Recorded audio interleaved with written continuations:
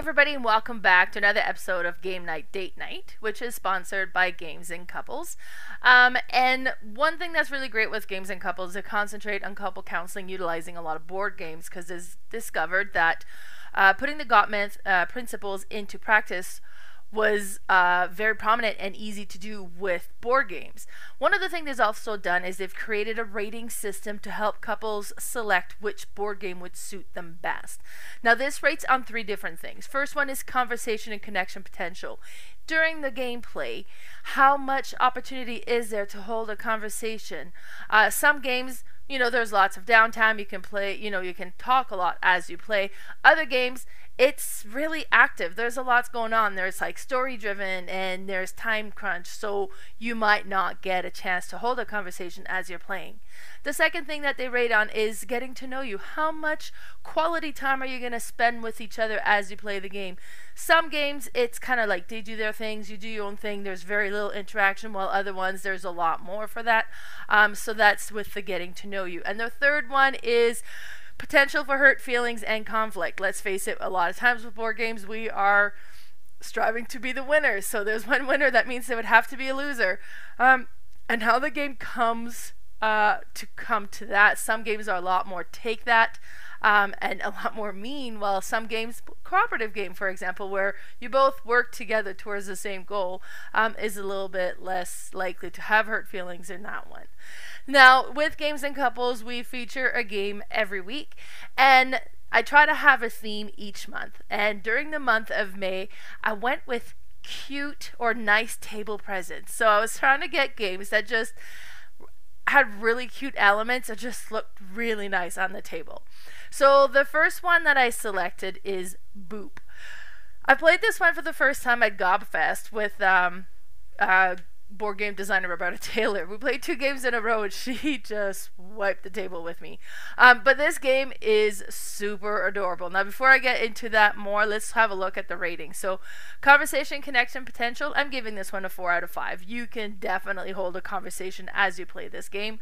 Getting to know you, I'm going to give this one a 2 out of 5. And I'm kind of on the fence with how the getting to know you. So you're not going to discover a whole lot about your partner as you play the game, because it's very strategic, but you're going to keep it secret. You're trying to kind of corner them and be not kind of figure out what you're trying to do.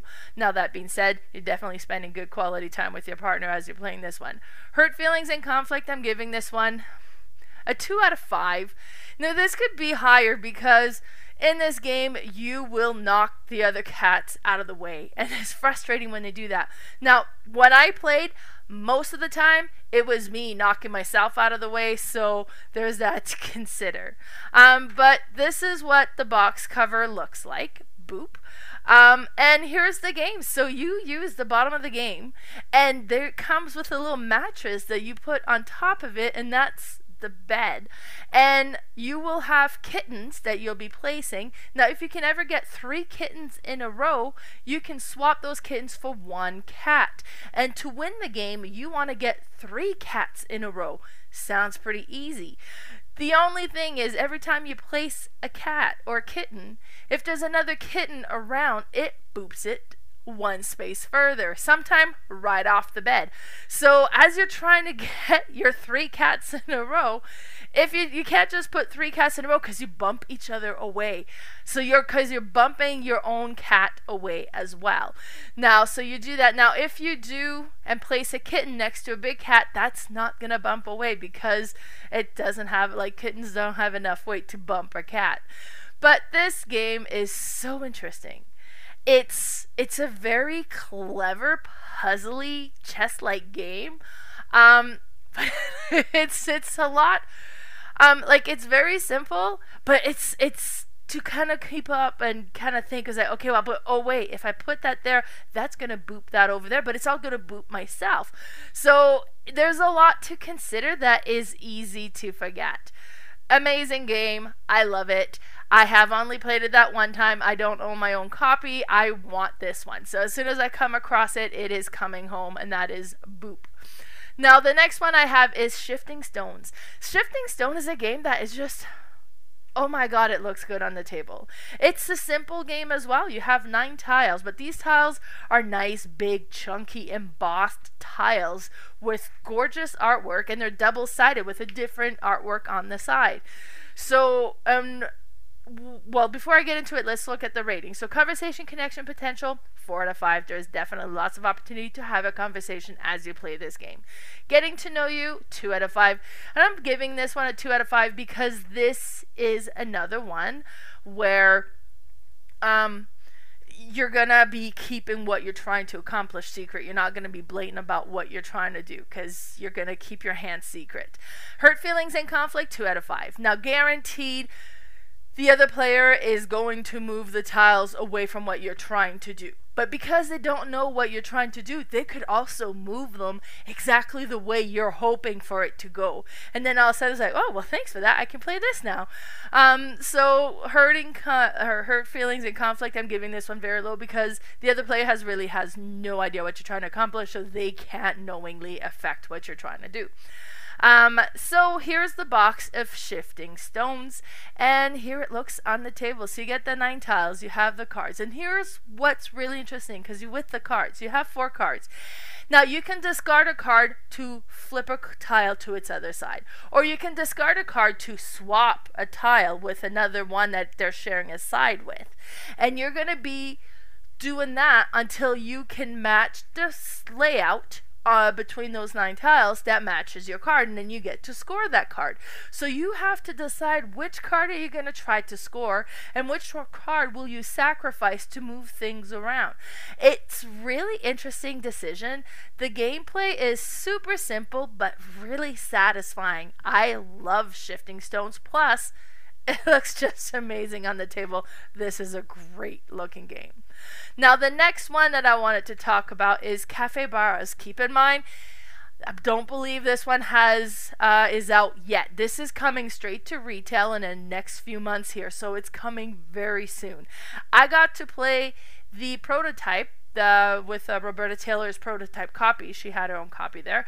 Now, I also got to hold a finished complete copy when I met up with Roberta later as well, because she had gotten her publisher's copy or designer's copy. And it is cute and it is neat, and I really like this game, so I cannot wait for it to come out. I have it pre-ordered. I'm just waiting for the retail to come out now. Let's have a look at the rating on this one. So conversation, connection, potential, I'm going to give this one a 4 out of 5. You can definitely hold a conversation as you play. It's not so complex of a game that doesn't allow that. Getting to know you, I'm giving this one a 3 out of 5. You're going to be able to to see what the other player is trying to accomplish as you're playing the game. And then hurt feelings and conflict, I'm giving this one a 2 out of 5. This is a card traveling, like you're going to be picking up cards. The main thing that you can do is somebody's going to take a card you were hoping to get, but then a new one comes out, maybe that one's even better. So for hurt feelings and conflicts, once everything's in front of you, they can't mess with what you've created, so that's pretty low. Now let's have a look at the box. So, and one thing I want to point out, Café Baras, I thought were the size of a guinea pig, but they're not. These are huge animals. They're more the size of like a medium to, well, a large dog. So if you have never seen it, I suggest you Google it. When I did, I was shocked. But yeah, so you are a Baras and you're running a cafe and you're trying to attract customers to your cafe and you're trying to offer different drinks and different atmosphere and different goodies. And you're going to be doing that with the multi-use cards. So I put on there just a couple of the cards that I saw from the finish, just because the artwork is so pretty, it's so amazing. And of course I showed one with Creature Comfort, but the Café Baras artwork are super cool. And you have like the DJ, you have some board games, and then because of me, I picked a board game picture to show. But it's so good. Now what's really interesting on there, so in the top corner you kind of have the different things. Now this one kind of has to do with the atmosphere, and then you have like the treats or the coffee that they can offer. You have the price of what it costs to get that, and then on the bottom is the order of what this customer would want.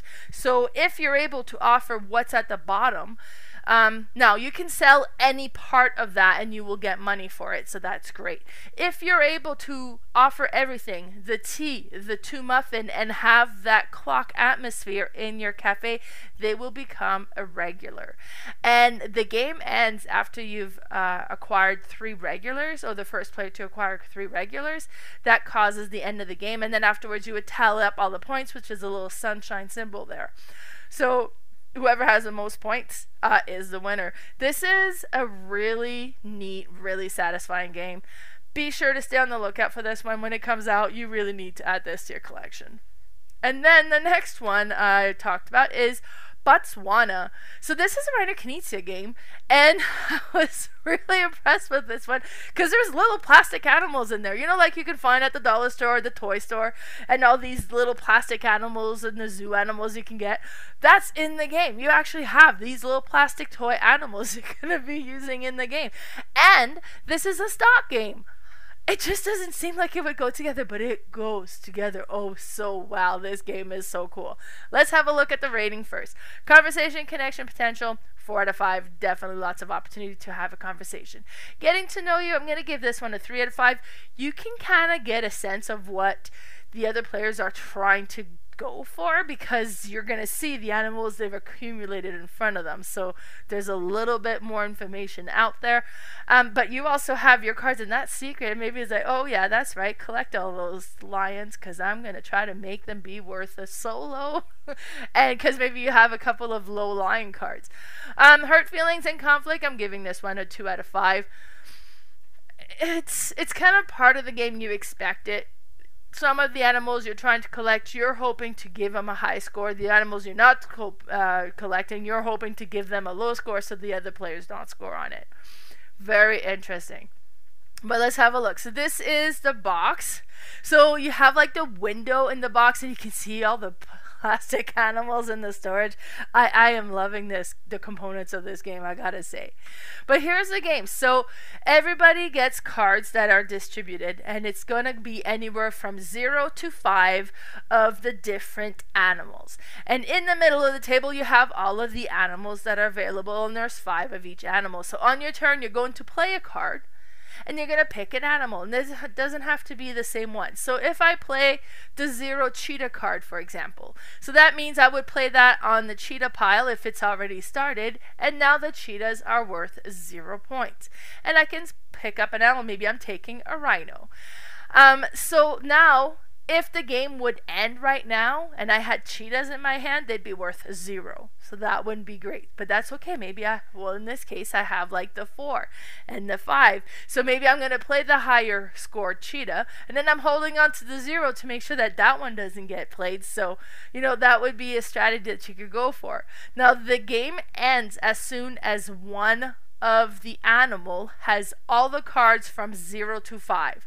Now, and it doesn't have to be in that order, but as long as there's been 6 cards played on one pile, that stops the game immediately, and whatever card's on top, that's the value of the animals. And then you tally up the value for each animal you personally collected, and whoever has the highest score is the winner. So it's really frustrating when you're like, okay, I'm accumulating all these elephants, so try maybe not to put all your eggs in the same basket, but maybe I had really good elephant cards in my hand, and the game ends and I didn't get to play my 5, and the elephant's only at 3, or worse, it's at 0, and you know, so it's a really interesting game. I so enjoyed it, and then all the big tactile plastic animals you're playing with just makes it even better. So that was Botswana. And then the next one I wanted to talk about, I have a caveat to say. I was going through the different pictures to collect for the game of the week. I skipped a week. There was 5 weeks in the month of May, and May was kind of chaotic for me. So I skipped. I think it was May 22nd. I was like, oh my god, this would have been the game for that month. So let's talk about mountain goats. Now this is in a tiny little box, and it is so cute and so adorable. And I just really, actually, we just went on a trip to Banff. It was kind of like an anniversary celebration trip, and we played mountain goats while we're in the mountains in Banff, and we actually saw some mountain goats around, so that was just like the perfect game to play for that scenario.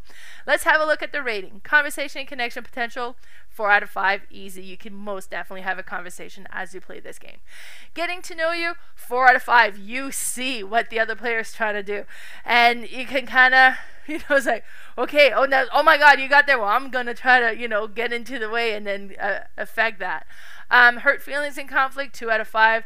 The goal is to be the king of the hill. So you're trying to bump the other player off the summit, but if they're at the summit, they've already collected the points for being there anyways, so there's not tons of hurt feelings for that. Now let's have a look at the box. So this is the box for mountain goats. I really like the artwork and the colors. It's such neat, bright colors. And when you have it all set up on the table, so you have the column from 5 to 10, and then you have 3 cards at 5, 3 cards at 6, and then 2 at 7, 2 at 8, and 1 at 9, 1 at 10. Then you get 2 dice, and you're going to roll those 2 dice, or no, it's more than 2 dice. I want to say 4 dice maybe? So I think it's 4 dice. You roll the 4 dice, and then you create different combination, and never how many clusters you wish. And then let's say I have like a 6, and then I have a 3 and a 2. So then I can move my goat up on 6 once, and then a second time on 6, and then with a 3 and the 2, I make a cluster of 5, and I can move up on the 5. And you're trying to move your colored goats on each of those up. If you ever reach that black number, you get to take a token worth that many points, and that goes into your pile of tokens that you've collected. Now, if you ever get one of each number, you get a bonus token, and the first one to get it gets 15 points. Second one gets 12. And then the one after that we get 9, and then 6. So it pays off to get all of the numbers first. Then the game ends when that last bonus token is taken. But in the meantime, you're still collecting tokens as well, or when 3 of the mountains have no more tokens. That triggers the end of the game, and then you tally up all the points you've collected between each of the score tokens you've collected plus the bonus tokens, and then you tally up whoever has the most points is the winner. Now what's really interesting is when you get at the top, so let's say I move my goat up and I'm at 7, then I collect a 7 token, but my goat stays there. And if I roll another 7, then I collect another token, and if I roll it again, then I collect another token until another goat bumps me off. Then they take over the king of the hill and get the 7 token, and they bought me all the way to the bottom of the mountain, and I have to work my way back up if I want to be able to score a 7 token there as well. So that whole concept, how that all works, is so simple and pleasant and fun. So actually all the games I've talked were really kind of nice looking game, simple to play but very satisfying to play. So be sure to check them all out, and let me know if you've played them, what you thought of them. So those were the 5 games we talked about, or should have talked about, during the month of May. Now be sure to follow us on Instagram. My Instagram page is Mel's_boardgame_room, and we also have Games and Couples. We're also on Facebook as Mel's Board Game Room and Games and Couples Love in the Age of Board Game, as well as YouTube Mel's Board Game Room, and also Games and Couples Love in the Age of Board Game. Thanks so much for tuning in, everybody. Bye.